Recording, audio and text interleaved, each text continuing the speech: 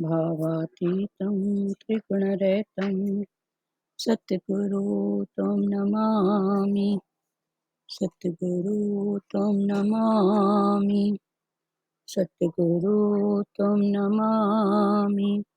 ध्यानमूलं गुरुमूर्ति पूजामूलं गुरुपदं मन्त्रमूलं गुरुवाक्यं मोक्षमूलं गुरुकृपा।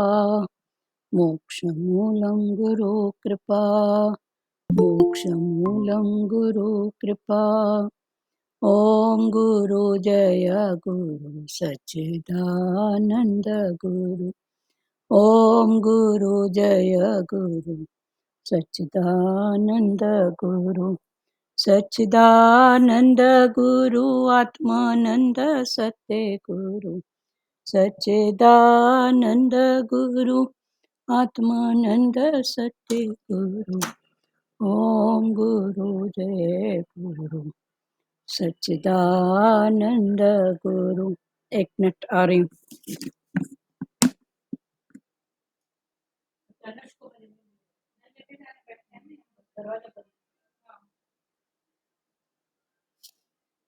दरवाजा खुला है। हरिओम।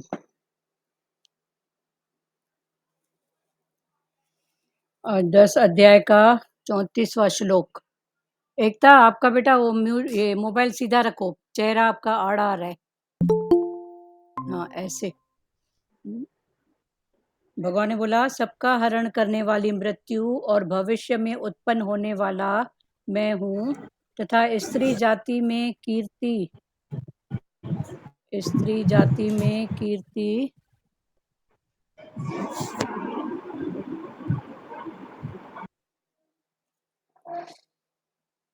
श्री वाक वाणी स्मृति मेघा घृति और क्षमा मैं हूँ।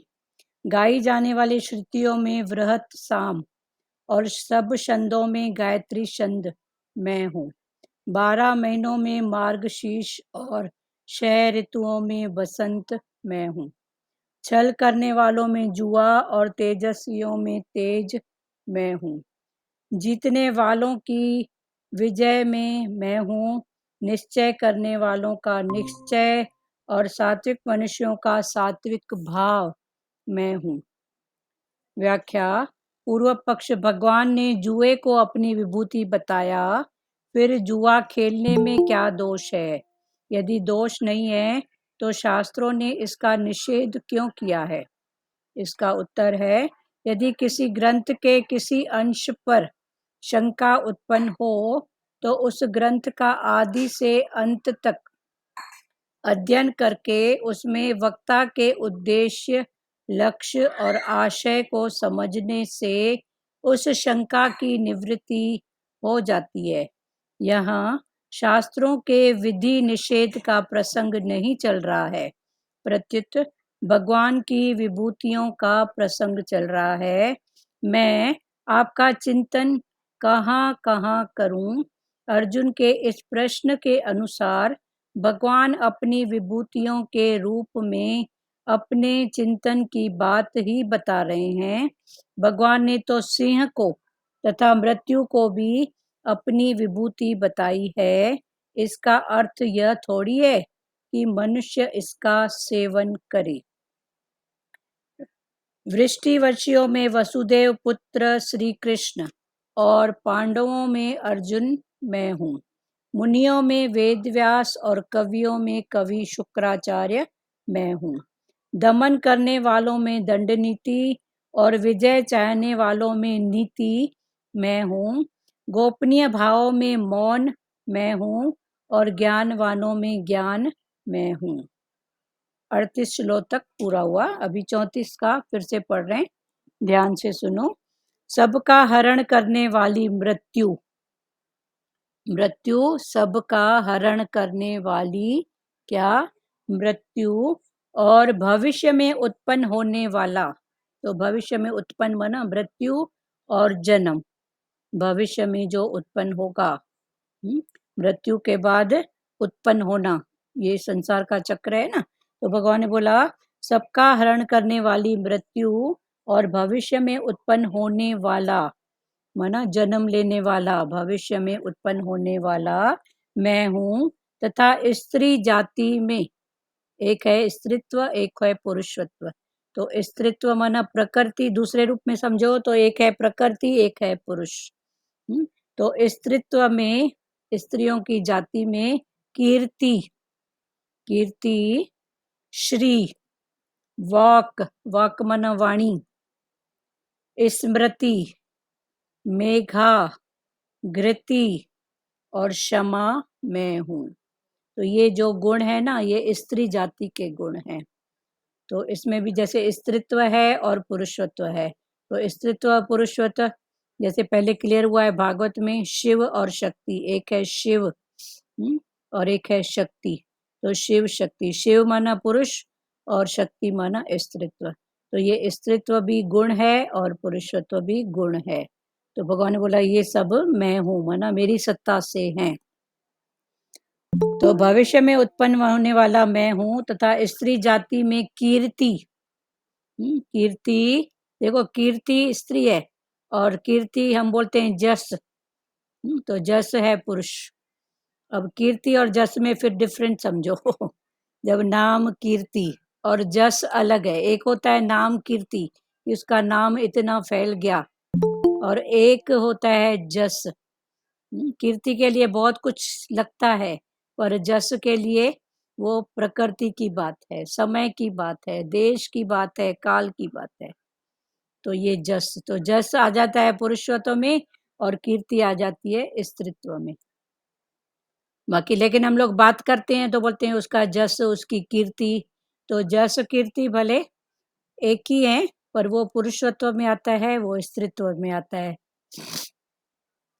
सबका हरण करने वाली मृत्यु और भविष्य में उत्पन्न होने वाला मैं हूँ, तथा स्त्री जाति में कीर्ति, एक होती है कीर्ति माना ख्याति, नाम फेमस होना, ये कीर्ति।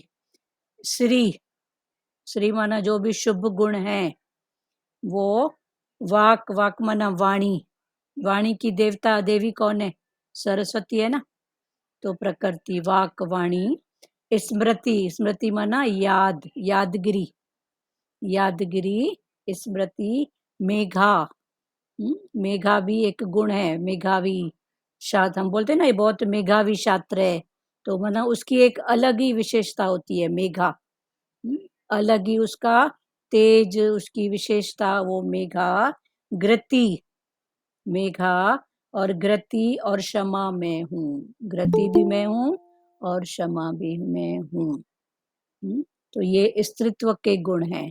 मेघा, एक अलग प्रकार का प्रभाव, एक तेज, घृति भी एक तेज ही होता है, एक प्रकार की विशेषता है। और क्षमा, क्षमा भाव, ये स्त्रीत्व का गुण है। अब ये स्त्रीत्व का है और पुरुष का गुण। पर कभी कभी क्या होता है, पुरुष में स्त्रीत्व का कोई गुण होता है, कोई स्त्री में पुरुषत्व का गुण होता है। होता है ना। क्षमा स्त्रीत्व का गुण है, लेडी क्षमा बहुत जल्दी कर लेती है, पर कभी कभी पुरुष में भी ऐसा भाव होता है। मेघा, वाक, वाणी, हाँ वाणी स्त्रीत्व का गुण है, उनकी वाणी में सौन मिठास होता है, अपनापन, ये भाव होता है। पर कोई कोई पुरुष में भी ऐसा होता है।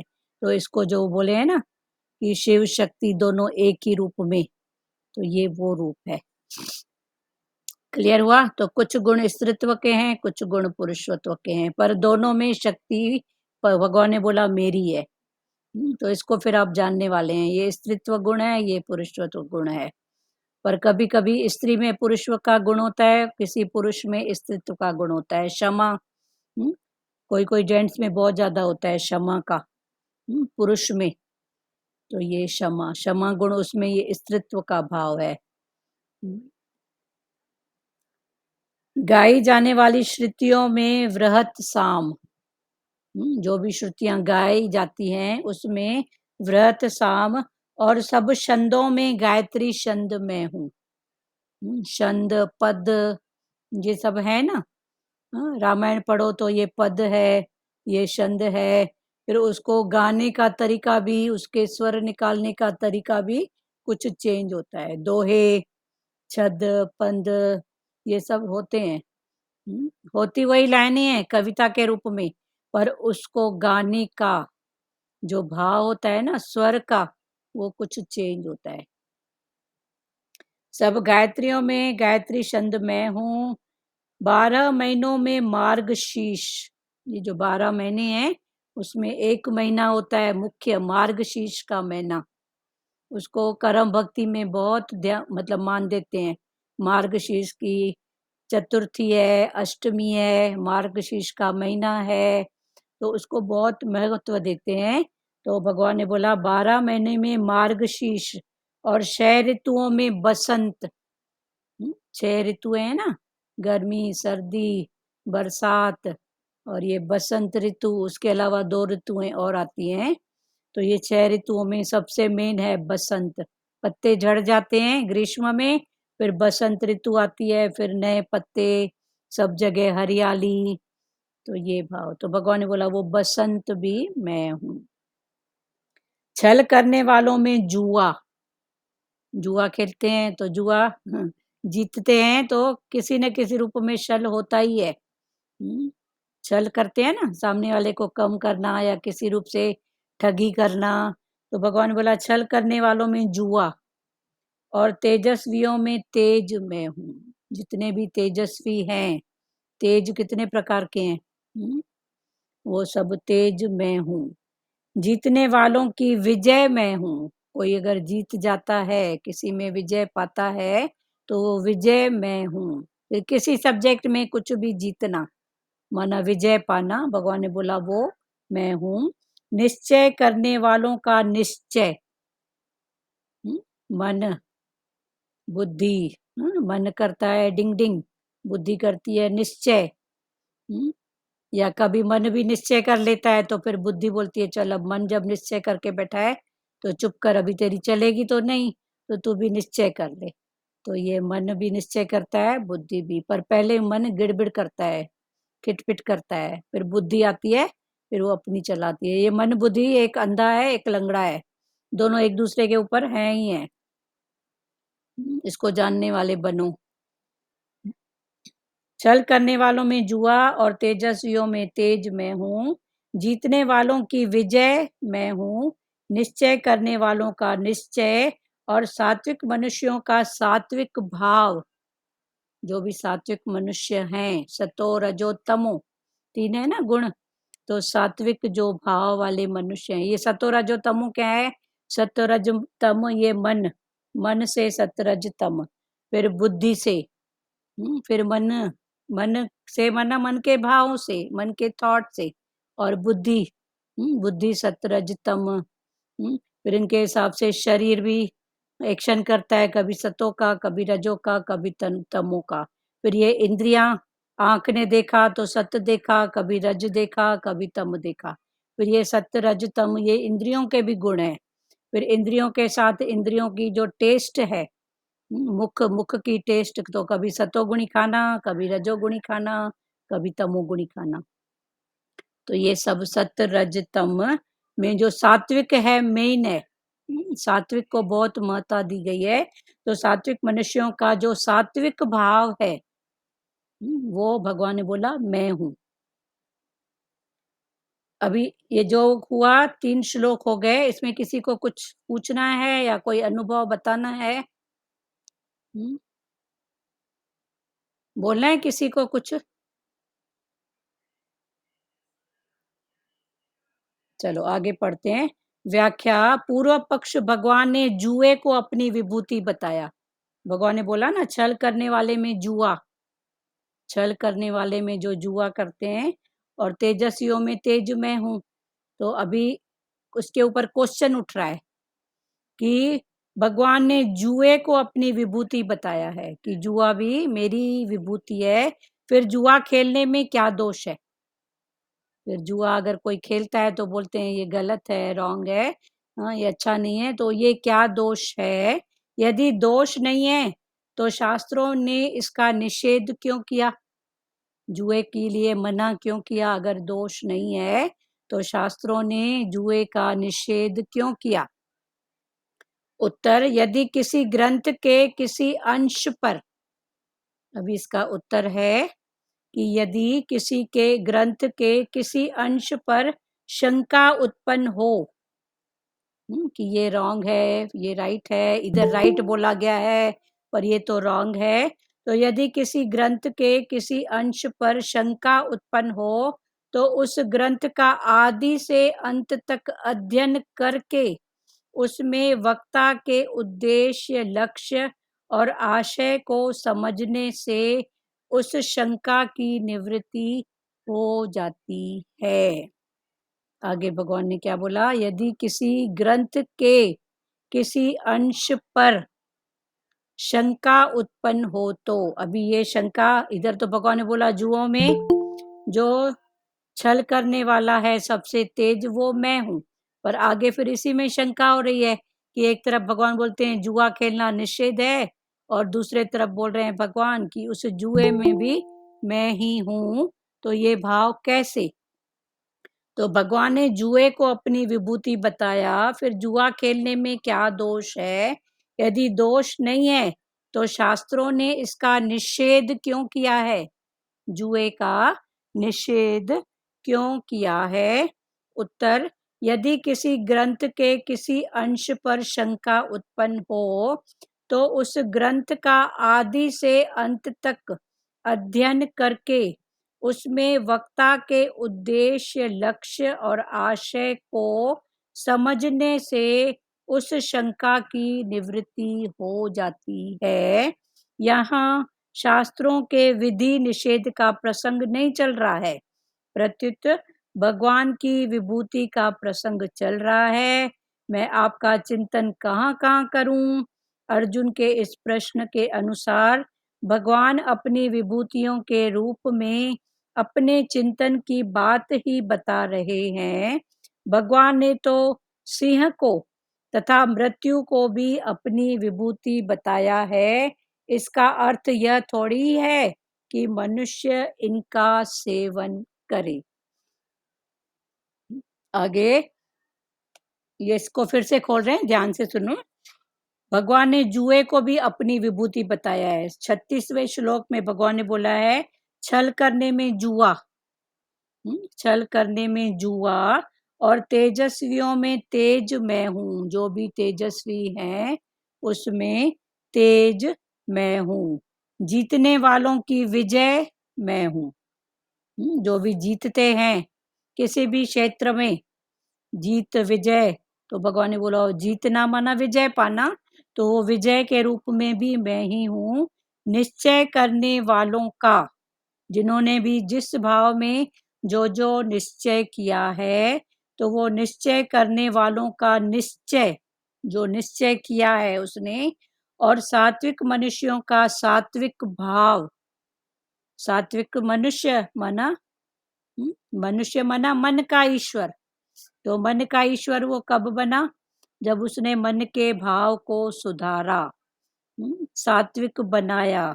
तो सात्विक मनुष्यों का सात्विक भाव भी मैं ही हूँ। अभी इधर फिर सवाल उठ रहा है कि भगवान ने बोला जुआ में भी मैं, और एक तरफ से बोलते हैं जुआ खेलना गलत है, जुए का निषेध करो, तो ये कैसे। तो भगवान ने जुए को अपनी विभूति बताया है। इसके पहले श्लोक में भगवान ने जुआ को भी अपनी विभूति बताया है। फिर जुआ खेलने में क्या दोष है, फिर अगर कोई जुआ खेलता है तो उसमें दोष क्या है। यदि दोष नहीं है तो शास्त्रों ने इसका निषेध क्यों किया है।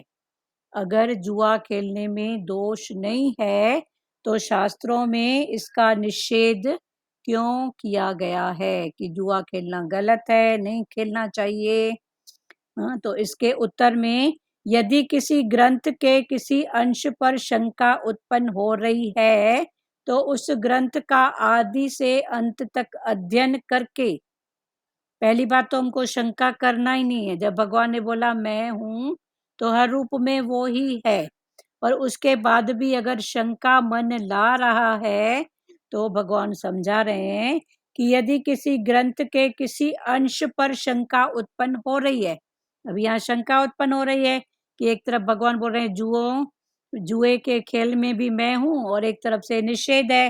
तो ये जो शंका उत्पन्न हो रही है, तो भगवान ने बोला जिस ग्रंथ पर भी शंका उत्पन्न हो रही है, तो उस ग्रंथ का आदि से अंत तक, शुरू से लेके आखिरी तक उसका अध्ययन करके, उसका अध्ययन करो। उसको पाठ को पढ़ो, उस पर विचार करो, अध्ययन करके उसमें वक्ता के उद्देश्य, जो भी वक्ता है जिसने उस ग्रंथ को लिखा है और जो पढ़ रहा है, उसके उद्देश्य को, इंटेंशन को समझो कि उसका इंटेंशन क्या है। जुआ खेलना, तमोगुण में जाना, कि जुए खेलने के प्रति जो भाव है उसको पकड़ना।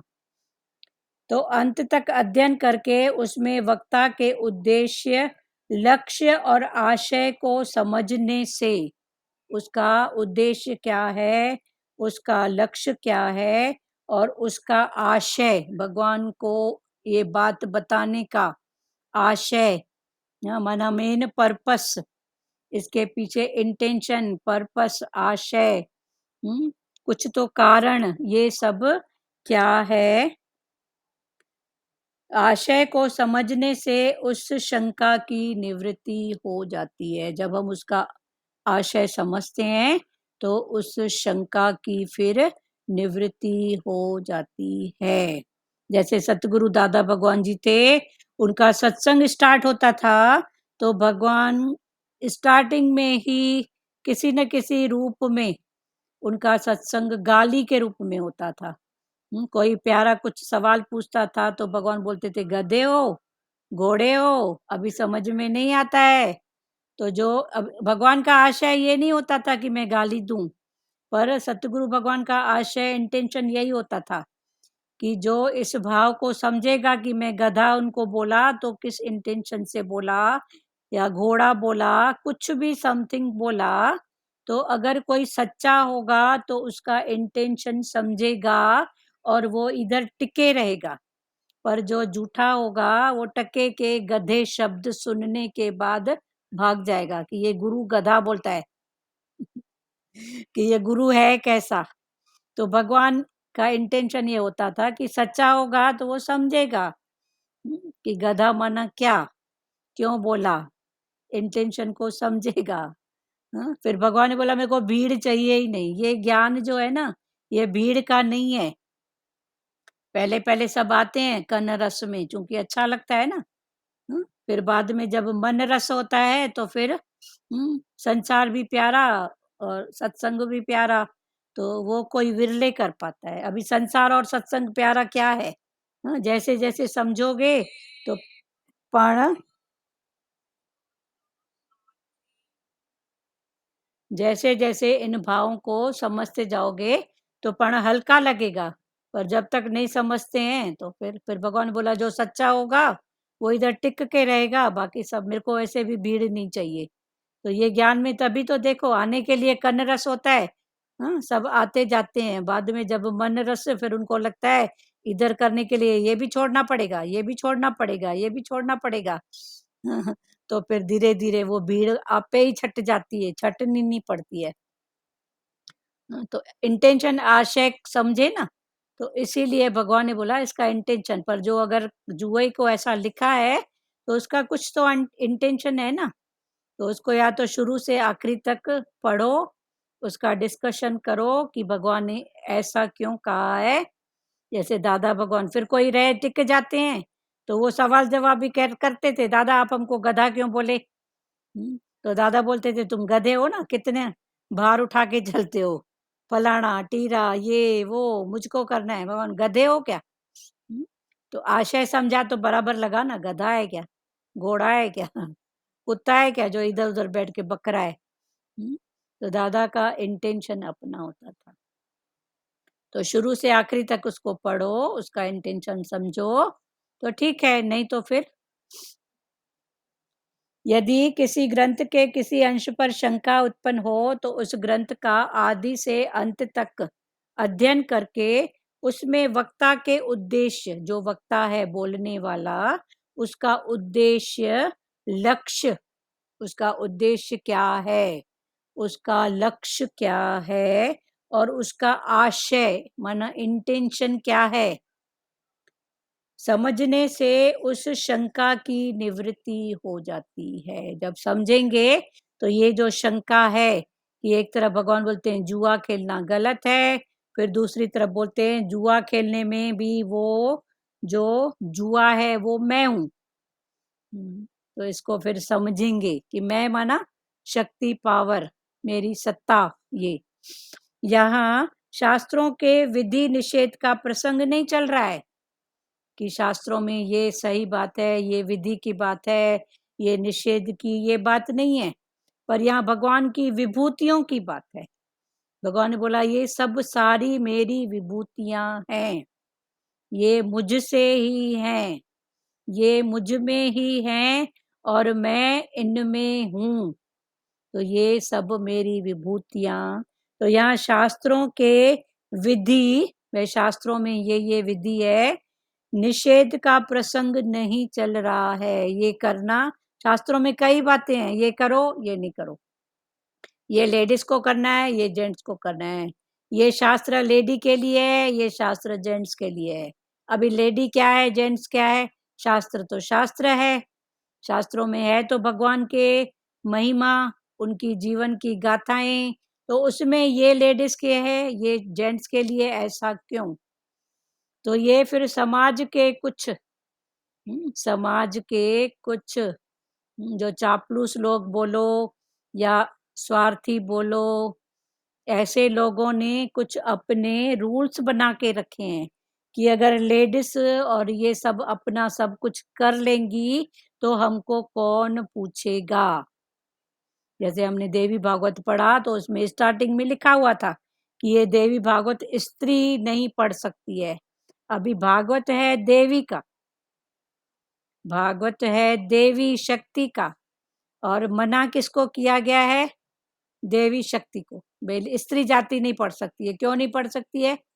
कारण में गए तो ये सब ब्राह्मणों की या जो इसको पढ़ते हैं ये सब उनकी बातें हैं कि अगर ये कार्य भी वो करेंगी तो हमको कौन पूछेगा। हमको कौन पूछेगा। यहाँ शास्त्रों के विधि निषेध का प्रसंग नहीं चल रहा है, प्रत्युत भगवान की विभूतियों का प्रसंग चल रहा है। मैं आपका चिंतन कहाँ कहाँ करूं? अर्जुन पूछ रहा था ना कि भगवान आपने बोला सब में मैं हूं, तो मैं आपका चिंतन कहाँ कहाँ करूं? तो भगवान ने बोला कि मैं तेरे को संक्षेप में, सब जगह तो मैं बता नहीं सकता कि कुर्सी में मैं, टेबल में मैं, पलंग में मैं, गद्दे में मैं, पर मैं संक्षेप में बता रहा हूँ। तो भगवान ने सबका मेन मेन जो होता है ना उसको पकड़ा, बोला ये मैं हूँ, तो इसके अंतर्गत जो भी है वो मैं हूँ। जैसे आकाश में उड़ने वाला कौन? गरुड़ पक्षी, वो मेन है। अब गरुड़ पक्षी मेन है तो सब पक्षी उसमें आ गए। जल में रहने वाला मगर मैं हूँ, तो फिर मगर के नीचे मछली, कछुआ और भी कई जीव जंतु, केकड़े सब आ गए। तो ऐसे भगवान ने सबका जो मेन था वो अपने को बताया। हिमालय में, ये पर्वतों में हिमालय मैं हूँ जो अटल है, हमेशा है ही है।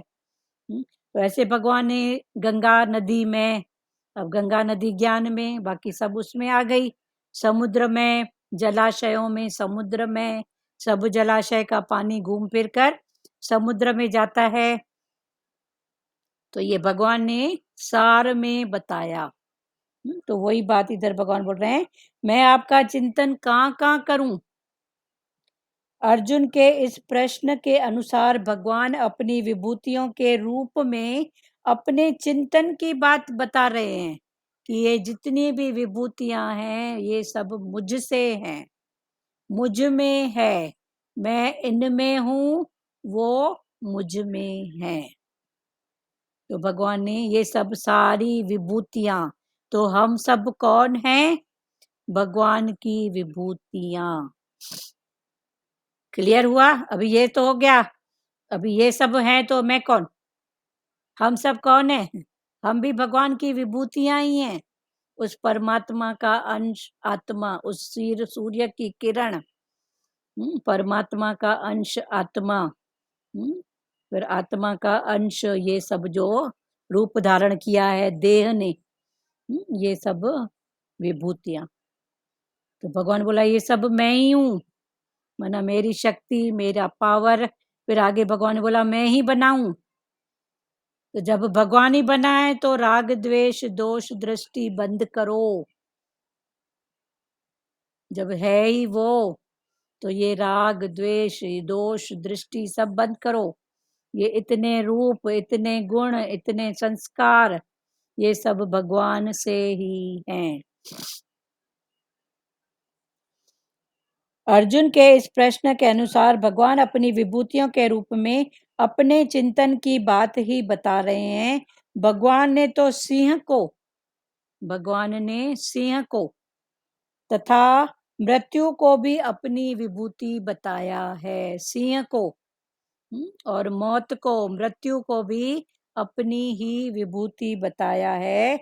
इसका अर्थ यह थोड़ी है कि मनुष्य इसका सेवन करे। सब विभूतियां इसकी हैं, भगवान की हैं, पर इसका मतलब ये थोड़ी है कि फिर हम इसका सेवन करें। गौ में, हाथी में, उसमें सब में, इसका मतलब ये थोड़ी है कि हम उनको, हाँ, फिर वो चैप्टर फिर अलग है। क्लियर हुआ? बात करो तो बात खुले। मीरा जी। हेलो, हाँ हरिओम। नानी बोलो। हाँ, एक वही मिनट मीरा। बोलते हैं ना। हाँ, गुरु गुरु समझाते ही रहते हैं ना। हाँ हम तो पहले गधे ही थे ना, घोड़े थे ना। हाँ ये तो गुरु ने कृपा किया तो अपना भाई ये नाम दिया और अपने शरण में रखा। हाँ हाँ, तो गुरु बोलता है ना, तुम जब मैं तुमको बोलूंगा नहीं तब तुमको कैसे समझ आएगी। हाँ हाँ समझ खोलता है ना गुरु। अगर कोई भी जो माँ होती है तो बच्चा गलत होता है तो माँ बोलती है ना, तू कैसा है बेटा, तू कहना ही नहीं मानता है। तो इसके लिए गुरु भी हमको वही समझा रहे हैं ना, हाँ मैं तुमको बता रहा हूँ, तुम मेरा कहना मानो। हाँ गुरु का कहना मानते हैं तो हमारे को सुख ही सुख है ना। हाँ जो वचन वचन उठा रहे हैं तो हमको आनंद ही आ रहा है ना। हाँ है तो सब में वो ही बोलता है ना, भाई सब में मैं हूँ। हाँ हाँ तुम अपना अपने शरण में लगाओ और आत्मा करके समझो भाई। समझो, ठीक। आत्मा परमात्मा, मैं तेरा तू मेरा। हाँ हाँ बोलो मीरा जी, बोलो। हरि हरिओम हरिओम।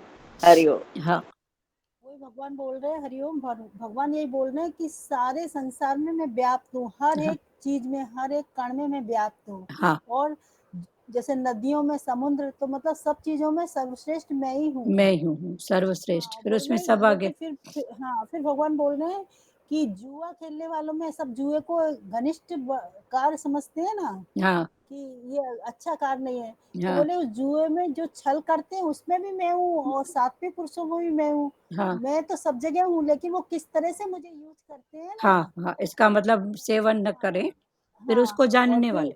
हाँ, फिर बोल रहे हैं कि सिंह में और मृत्यु में भी मैं हूँ। तो हम सिंह में भगवान तो देख रहे हैं, लेकिन हम उसके साथ व्यवहार थोड़ी करेंगे हाँ कि ये भगवान है तो उसकी पूजा करें, उसके पाद में हाथ मिलाएं, वैसा हाँ नहीं करेंगे। नहीं लेकिन कर, भगवान रूप देखेंगे कि हाँ, सिंह में भी भगवान है और मृत्यु में भी भगवान है। हाँ, ये उसी की शक्ति है, उसी की। बर्तन नहीं करेंगे, हाँ लेकिन समझेंगे उसमें हाँ, हम। वर्तन नहीं पर एक, ठीक। बहुत अच्छा। और किसी को? सचदेवा, सुजाता, सचदेवा, और जो भी कौन है बोलो। बोलो तो आगे बढ़े वाणी। हाँ ध्रुव माता बोलो। दीदी, हाँ जी माता बोलो। अगर शंका होती है तो निवारण करो ना, इंटेंशन क्या है उसका। हाँ हाँ, अगर उसका शंका, अगर शंका आती है किसी में हाँ तो आप निवारण करो हाँ, उसको, उसका शंका को। निवारण करो, बराबर। अगर शंका है तो निवारण करो। और इंटेंशन भी क्या है वो भी समझो, हाँ उसका, उसी हिसाब से तुम उसको निवारण कर सकते हो। हाँ निवारण कर सकते हो। शंका का, हर शंका का समाधान बना हुआ है पहले से ही। तो और उसका बोलते सब, हैं, जब तक है वेद मन में हाँ कुछ नहीं बन पाएगा। हाँ, जब तक है भेद मन में कुछ नहीं बन पाएगा। जब ये भेद को मिटाओगे ना, तभी उसके दर्शन होंगे भगवान के। तभी तो पाएंगे ना भगवान को। हाँ हाँ, तो ये भेद नहीं। शंका होगी तो नहीं भगवान पा हाँ, सकेंगे। नहीं पा इसलिए सकते। भगवान बोलते हैं जब तलक है भेद मन में कुछ नहीं बन पाएगा। कुछ भी नहीं बन पाएगा, सही बात है। चाहे शक्ति भेद मिट जाने के बाद। हाँ, भेद जब मिट जाएगा तो फिर वही वो जो भेद, भगवान ने बोला अभिन्न भाव, भिन्न भिन्न अलग अलग, अभिन्न मना है ही एक। हाँ, बहुत अच्छा। बोलो और किसको बोलना है? तो अगर शंका आ रही है तो शंका को रखो मत, क्योंकि ये शक, शक देखो छोटा सा कीड़ा, फिर शक को रखे तो क्या बन गई? शंका। तो ये शंका में देखो आजकल कितने रिलेशन, भगवान उनको सद्बुद्धि दे। टके की बात में टके का शक, फिर ये शक बढ़ते बढ़ते बन गया शंका, फिर ये शंका मन का ऐसा नेचर, फिर नेचर में देखो टके की बात, एक का मुंह उधर एक का मुंह उधर, तलाक हो गया, पता नहीं क्या क्या हो गया। टके की शंका। तो शक शंका, भगवान ने फिर बोला शक शंका आना गलत नहीं है, पर उसको पकड़ के रखना गलत है। ये भी मेरी सत्ता से ही आता है। मेरी सत्ता है तो हाँ बोलो। शंका फिर शिकायत, हाँ फिर शिकायत आती है। हाँ, शक शंका शंका शिकायत। हाँ ठीक तो है। एक के पीछे एक है ना। हाँ, शक छोटा सा कीड़ा, उसको पकड़े तो वो कीड़ा बड़ा हो गया शंका, फिर वो कीड़ा और बड़ा हो गया तो शिकायतों के पीछे शिकायत, ऐसी ऐसी। हाँ बोलो, कौन तो बोल रहा इससे था? शंका को दूर करे ना, हाँ, उसको दूर करो, उसको पकड़ो जल्दी मत। से शंका को दूर करे, हाँ रखे हाँ, करके। भगवान बोलते हैं ये कैंसर के कीड़े से भी डेंजर है। कैंसर का कीड़ा तो इस जन्म तक, पर ये शक शंका शिकायतें जो करते हैं, इसमें फिर दूसरा जन्म मरण तैयार करते हैं। शक शंका शिकायत। हाँ बोलो सचदेवा जी, आपका कुछ क्वेश्चन था?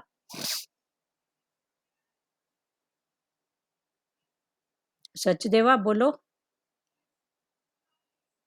चल, और किसी को कुछ बोलना है? शक शंका शिकायत नहीं रखो, इसका निवारण जितना हो सके करो। समाधान करो, नहीं हो सकता है छोड़ दो, पर पकड़ो मत। फिर दूसरी तरफ है शक शंका गलत नहीं है, आती है उसकी सत्ता से, पर उसका निवारण जल्दी कर लो ना। अभी घर से निकल रहे हैं, एक शक आया, पता नहीं ताला बंद क्यों नहीं क्यों, फलाना है कि नहीं है, 2 मिनट जाके देख के आ जाओ। भगवान ने इतना ऊंचा ये साधन दिया है मोबाइल का, 2 मिनट यदि में। घड़ी कट हो जाती है लिंक, हाँ, कट हो जाता है, घड़ी घड़ी कट हो जाता है। आपके पास ही हो रहा है प्यारे, आप ध्यान दो।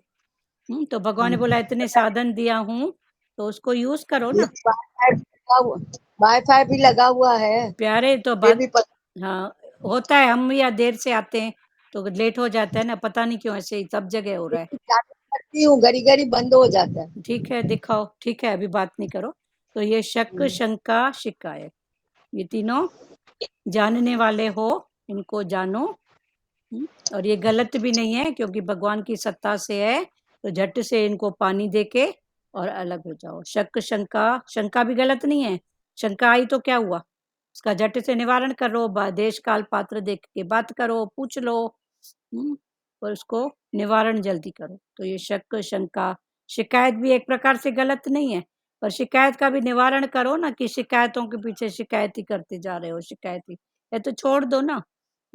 फलाना टीरा ऐसा है, शिकायत बार बार शिकायत, छोड़ दो ना, ठीक है एक बार समझे ना, हो गया ना। उसके बाद कभी उसकी चर्चा भी हो ना, तो इस रूप में चर्चा करो कि भगवान शलभ मेरे से ऐसा नहीं कराना, आज उसकी बात मेरे को हर्ट कर रही है तो मेरी बात भी किसी को हर्ट करेगी ना। तो इस रूप में उन बातों से अलग हो जाओ। और किसी को कुछ बोलना है, आगे बढ़े? चलो आगे 37वां श्लोक 37।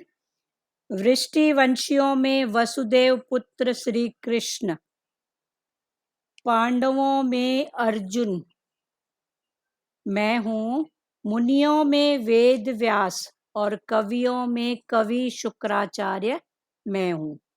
दमन करने वालों में दंड नीति और विजय चाहने वालों में नीति मैं हूँ। गोपनीय भावों में मौन मैं हूँ। ज्ञानवानों में ज्ञान मैं हूँ। और हे अर्जुन, संपूर्ण प्राणियों का जो बीज मूल कारण है, वह बीज भी मैं ही हूँ, क्योंकि वह चर अचर कोई प्राणी नहीं जो मेरे बिना हो, अर्थात चर अचर सब कुछ मैं ही हूँ। व्याख्या: संसार में जो कुछ भी विशेषता दिखती है, उसको संसार की मानने से मनुष्य उसमें फंस जाता है, जिससे उसका पतन हो जाता है। इसलिए भगवान यहाँ बहुत ही सरल साधन बताते हैं कि तुम्हारा मन जहाँ कहीं और जिस किसी विशेषता को देखकर आकृष्ट होता है, वहाँ उस विशेषता को तुम मेरी ही समझो कि यह विशेषता भगवान की है और भगवान से ही आई है। यह विशेषता इस परिवर्तनशील, जड़, नाशवान संसार की नहीं है। ऐसा समझने से तुम्हारा आकर्षण उस वस्तु व्यक्ति में न होकर मेरे में होगा, जिससे तुम्हारा मुझ में प्रेम हो जाएगा। 84 लाख योनियां तथा उनके सिवाय देवता, पितर, गंधर्व, भूत, प्रेत, पिशाच, ब्रह्म, राक्षस, पूतना, बाल ग्रह आदि जितनी भी योनियां हैं, उन सब के मूल कारण भगवान हैं। तात्पर्य है कि अनंत ब्रह्मांडों में अनंत जीव हैं, पर उन सब का बीज एक ही है। लौकिक बीज से तो एक ही प्रकार की खेती पैदा होती है, जैसे गेहूं के बीज से गेहूं पैदा होता है, अन्य अनाज नहीं। सबके बीज अलग अलग होते हैं, परंतु भगवान रूपी बीज इतना विलक्षण है कि उस एक ही बीज से अनंत ब्रह्मांड के अनंत जीव पैदा हो जाते हैं। सब प्रकार के जीव पैदा होने पर भी उसमें कभी कोई विकृति नहीं आती। वह ज्यों का त्यों रहता है, क्योंकि वह बीज अव्यय और सनातन है। आगे भगवान ने बोला, वृष्टिवंशियों में वसुदेव पुत्र श्री कृष्ण। वृष्टिवंशियों में वसुदेव श्री कृष्ण और पांडवों में अर्जुन भी मैं हूँ। वृष्टिवंश माना ये गोपाल, गोपाल जो वंश है, यदुवंश, वृष्टिवंश, इनका जो वंश है उसमें जो मेन हूँ, भगवान ने बोला वो श्री कृष्ण मैं हूँ। और पांडवों में मेन कौन था? अर्जुन, तो वो मैं हूँ। मुनियों में वेद व्यास मुनि, वेद व्यास मुनियों ने ग्रंथों की रचना की है। वेद व्यास और कवियों में कवि शुक्राचार्य मैं हूँ। माना सब में मेन भगवान ने अपने आप को ठहराया, तो इसके अंतर्गत सब आ गए। दमन करने वालों में दंड नीति, दमन करने वालों में जो दंड की नीति है, 4 प्रकार के है ना, भेद, साम, दाम, दंड और भेद। भेद को कहीं कहीं भेद कहा गया है और किसी किसी स्थिति में भय कहा गया है। तो ये नीतियां हैं। कभी साम, समझाने वाली नीति, कभी कोई नहीं समझता है तो दाम, उसमें कोई मना अदर पर्सन, कोई मना मैं। कोई माना अदर पर्सन, जैसे बच्चे नहीं समझते हैं तो कभी माँ समझाती है, कभी उनको दाम भी बोलती है, ऐसा करेगा तो ऐसा करना पड़ेगा। तो ये दाम दाम भी कई प्रकार के हैं, इतना पढ़ेगा तो इतना खेलेगा, इतना खेलेगा तो इतना खाएगा, समथिंग ये। तो साम दाम, फिर दंड, ऐसा किया तो इसका दंड ये। फिर वो दंड भी कई प्रकार का। साम दाम दंड और भेद, कई प्रकार के भेद और कई प्रकार के भय। तो ये 4 नीतियां हैं अपने को सुधारने के लिए या सामने वाले को। अपने को भी सुधारना, मन नहीं समझता है उसको समझाओ, नहीं समझता है उससे दाम लो, नहीं समझ रहा है उससे दंड लो, नहीं समझ रहा है उसको भय दिखाओ, मन ऐसा करेगा तो ऐसा ऐसा होएगा, तेरे को मंजूर है तो कर, जा मर। कर जाके। यदि मन को रिजल्ट बताए ना, हाँ रिजल्ट ये निकलेगी हाँ तो संभलेगा नहीं। हाँ, तो ये उसको भय। बताएंगे ना भाई, इसके लिए ये रिजल्ट निकलेगी, हाँ, तो ये 4 नीतियां। तो वो समझेगा हाँ मन भी। हाँ, दमन करने वालों में दंड नीति, तो जितना भी दमन करते हैं उसमें जो दंड की नीति है, साम दाम दंड और भेद। तो भय भी ठीक है, पर दंड, किसी को दंड देना, ये बहुत डेंजर है और बहुत मुश्किल है। जैसे उसकी कहानी है अश्वत्थामा की। अश्वत्थामा गलती किया था, तो उसको सजा फिर बोले नहीं दो, चूंकि गुरु का बेटा है। तो बोले क्या करें, उसको मारो मत।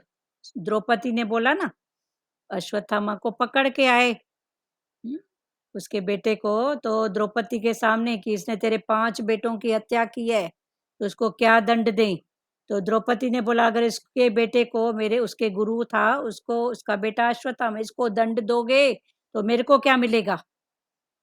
मेरे तो बेटे जो गए सो गए।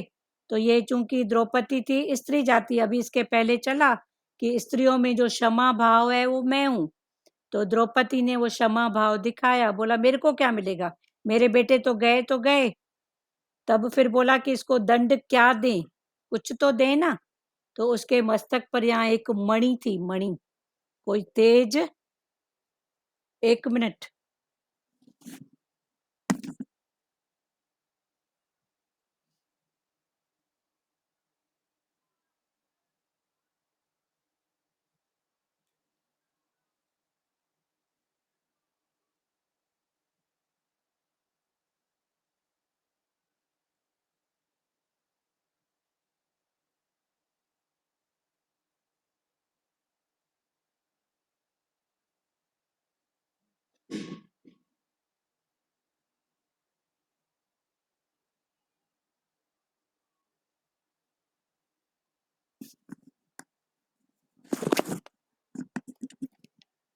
तो उसके मस्तक में एक मणि थी, तो उस मणि को निकाल दिए। वो मणि उसको बहुत सिद्धियों से मिली थी, बहुत पुरुषार्थ से। तो आज भी बोलते हैं अश्वत्थामा है प्रकृति में, उसका मौत महाभारत के युद्ध में वो नहीं मरा है, पर उसकी वो हाँ, जो वो उनको मृत्यु नहीं है ना, उसकी मृत्यु, अश्वत्थामा को, हाँ मतलब उसकी, जंगल में ही भटकते रहते हाँ थे। वो भटकते रहते हैं। कईयों ने अपने अनुभव के आधार पर उनके दर्शन किए हैं, जो उन्होंने सुनाए हैं, हमने भी सुना है। तो अश्वत्थामा गए नहीं, पर उसको फिर दंड तो मिलना था। तो भगवान ने बोला इसको मौत का दंड न दे के ऐसा दंड दो कि जब भी वो अपने फेस को देखेगा तो उसको याद आएगा ऐसी गलती मैं नहीं करूं। तो भगवान ने, तो ये भी एक दंड है। क्लियर हुआ। हाँ, अश्वत्थामा आज भी हैं, बोलते हैं, कईयों ने उसका दर्शन ऐसा भाव किया है। दमन करने वालों में दंड नीति और विजय चाहने वालों में नीति मैं हूँ, एक अश्वत्थामा का आज भी है। ऐसे तो भगवान सब रूप में, हनुमान का बोलते हैं प्रत्यक्ष, देवी देवताओं में हनुमान जी प्रत्यक्ष हैं। भगवान बोलते हैं ना 7 चिरंजीवी हैं, तो उसमें अश्वत्थामा का भी नाम है। हाँ, हनुमान, अश्वत्थामा, अश्वत्थामा, भीष्म, सत्यों के नाम बताओ। कृपाचार्य, हाँ, ये सब और चिरंजीवी हाँ हैं, जीवित आज 7 भी। चिरंजीवी हैं। हाँ, आज भी पहाड़ों में, कंदराओं में आज भी हैं, कहीं पर भी तो हैं। दमन करने वालों में दंड नीति और विजय चाहने वालों में नीति मैं हूँ। जो विजय चाहते हैं तो सीधा साधा कोई होगा तो वो जीत नहीं पाएगा, पर कहीं न कोई नीति, तो ये नीति साम दाम दंड भेद। और संसार में दो ही नीतियां प्रसिद्ध है, एक है विदुर नीति और एक है चाणक्य नीति। विदुर नीति माना झुके रहो, सामने वाला थप्पड़ भी मारे तो बोलो थैंक यू, मेरा कोई कर्म कटा। और चाणक्य नीति थप्पड़, एक थप्पड़ का जवाब दो थप्पड़। तो ये फिर समय की बात है। हाँ?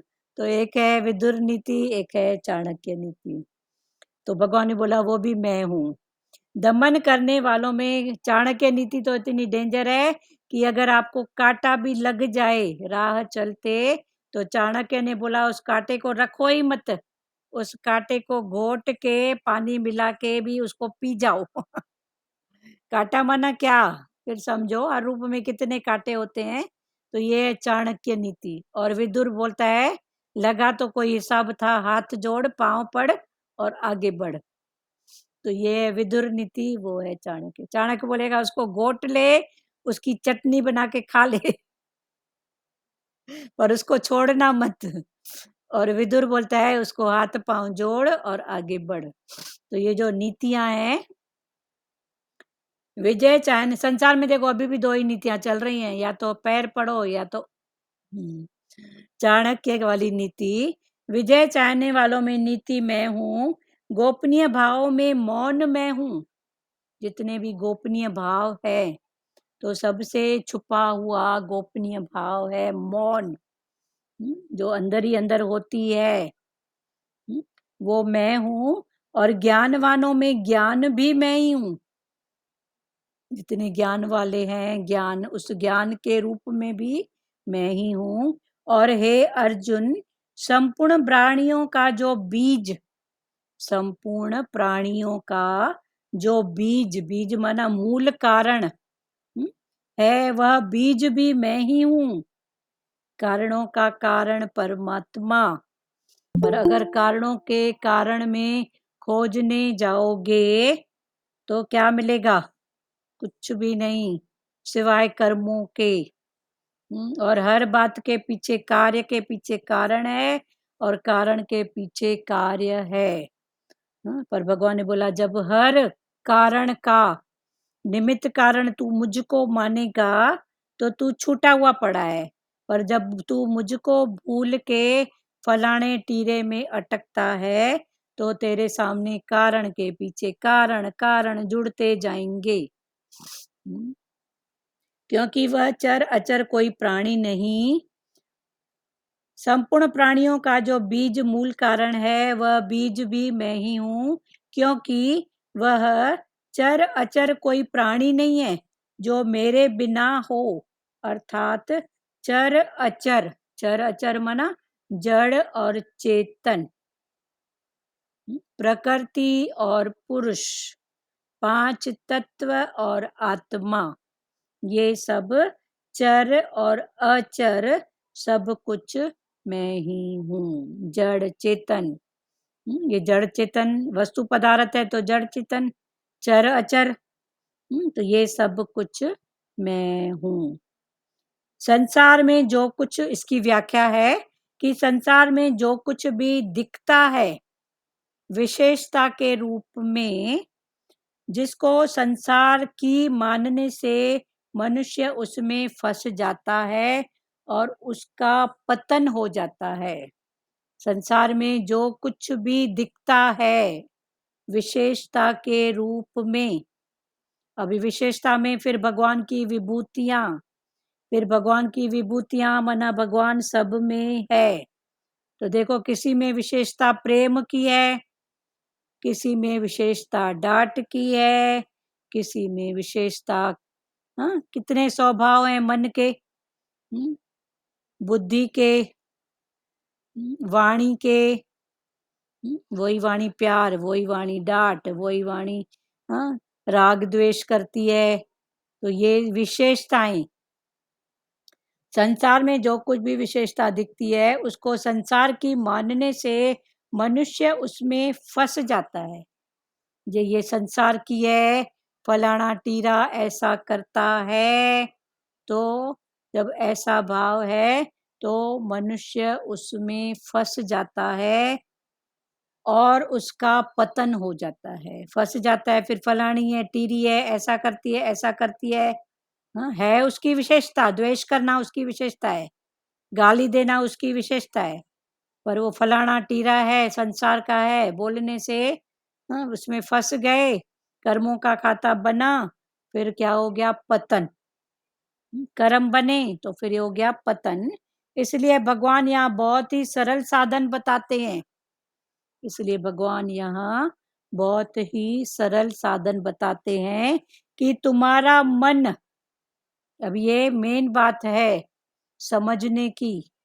तो भगवान ने बोला तुम्हारा मन जहां कहीं और जिस किसी विशेषता को देखकर, तुम्हारा मन जहां कहीं भी जाए और जिस किसी विशेषता को देखकर, भले वो क्रोधी नाथ है, भले वो हसमुख है, भले वो शांति नाथ है, भले वो दयावान है, भले वो क्रूर है, कैसा भी है, जैसा भी है, ये उसकी विशेषता है।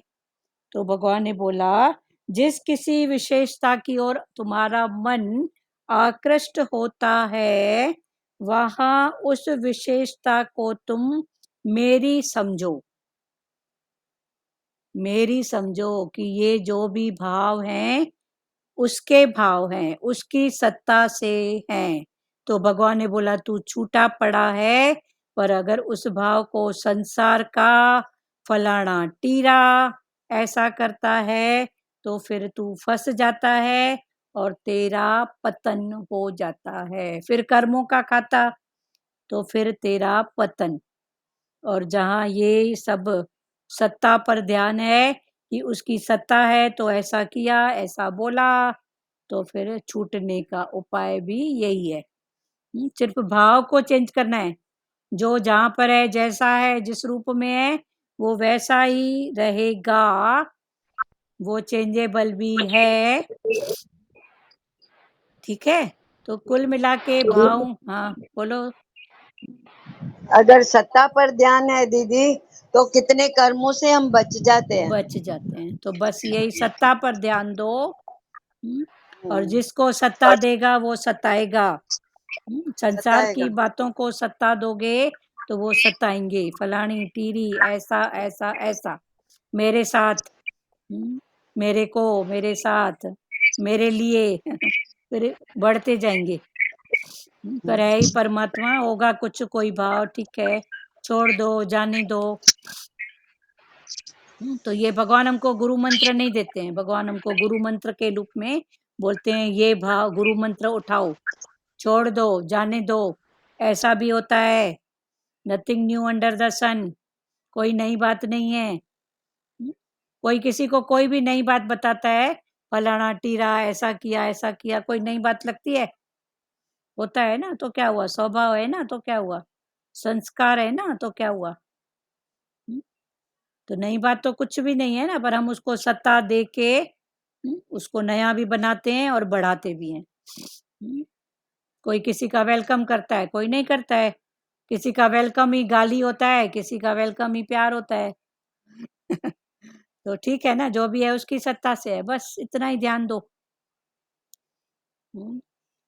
तुम्हारा मन जहाँ कहीं और जिस किसी विशेषता को देकर आकृष्ट होता है, वहां उस विशेषता को तुम मेरी समझो कि यह विशेषता भगवान की है और भगवान से ही आई है।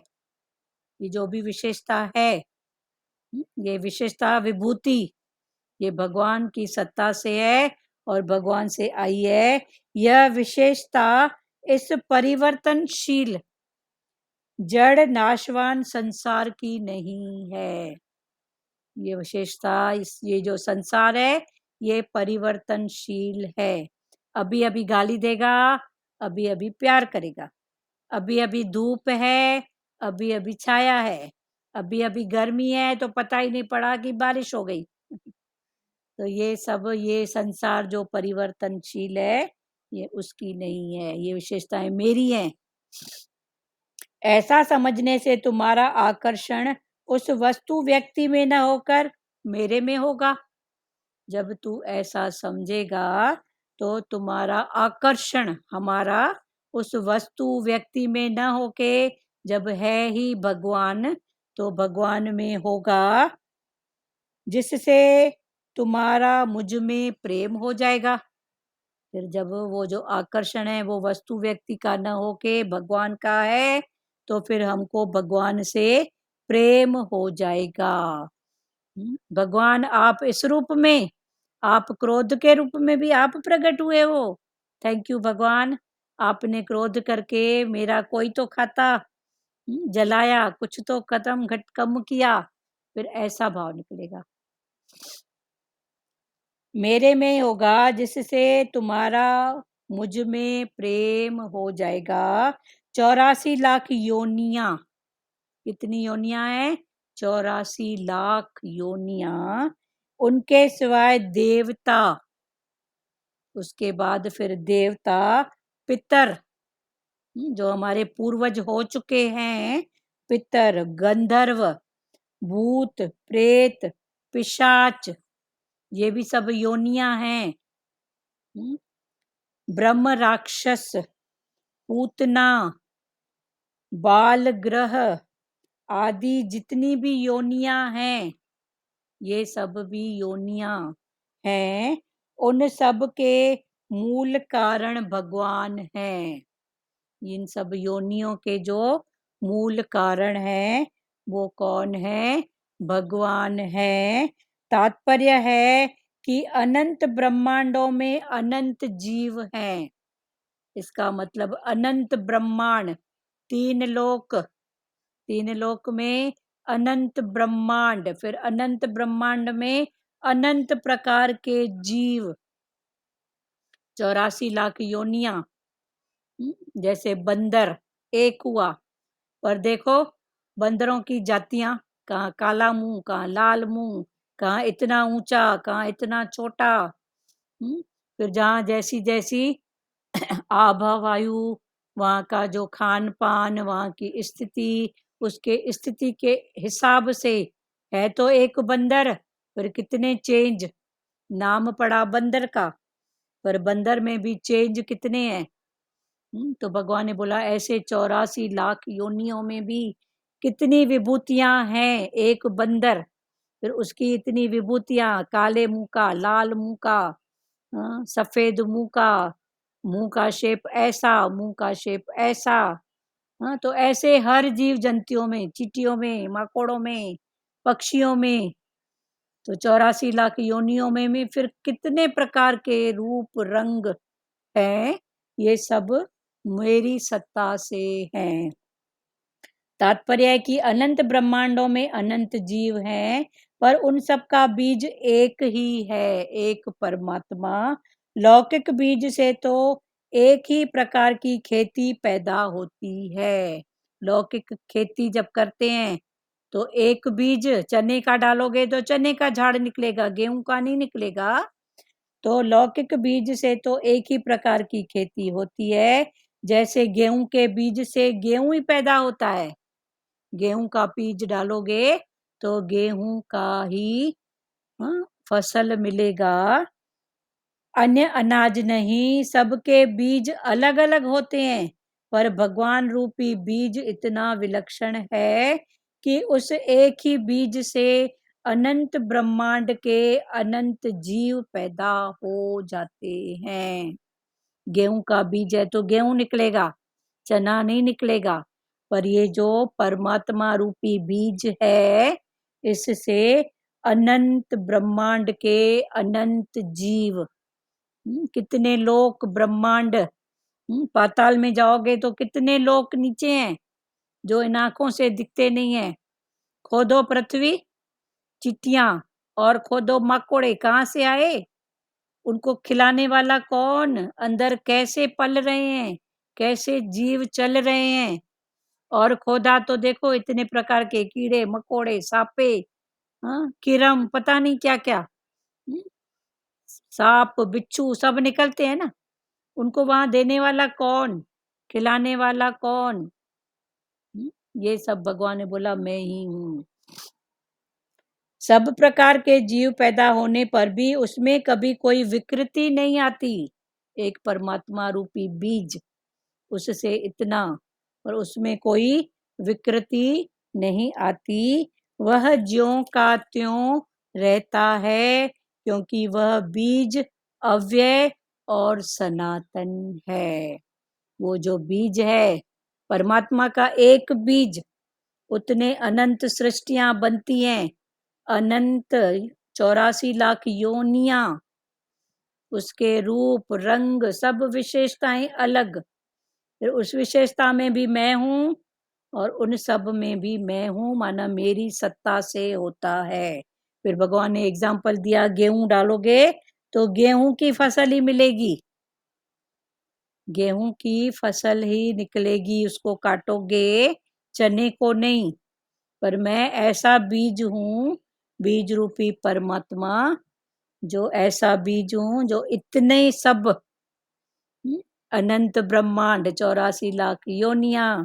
फिर भगवान ने क्या बोला, ये पितर्व देवता गंधर्व भूत प्रेत पिशाच ब्रह्म राक्षस ब्रह्म भूत, ब्रह्म ब्रह्म करते हैं पर उनकी वृत्ति है राक्षस वाली, तो वो बनते हैं ब्रह्म राक्षस। ब्रह्म ब्रह्म पर उनका निश्चय है, पर उनकी मन की वृत्ति पकड़ के रखने वाली है भूत वाली, तो वो बनते हैं ब्रह्म भूत। तभी देखो इन भूतों प्रेतों में भी अगर कोई बात है, विशेषताएं हैं, तो ये जो विशेषताएं हैं ये किस पर डिपेंड करती हैं? उनके स्वभाव पर और उनके संस्कार पर। कई भूत प्रेत होते हैं पर कोई किसी के लिए हेल्पर होता है, कोई किसी के लिए नुकसान करने वाला होता है, तो ऐसा भी होता है। ये सब संस्कार, स्वभाव, अंतकाल की वासना, लाइफ भर के संकल्प विकल्प, इन सब पर डिपेंड करता है। और ये सब जुड़े हुए हैं मन से, मन के संस्कार से। तो भगवान क्या करते हैं, इस मन के संस्कार को ही बदलते हैं।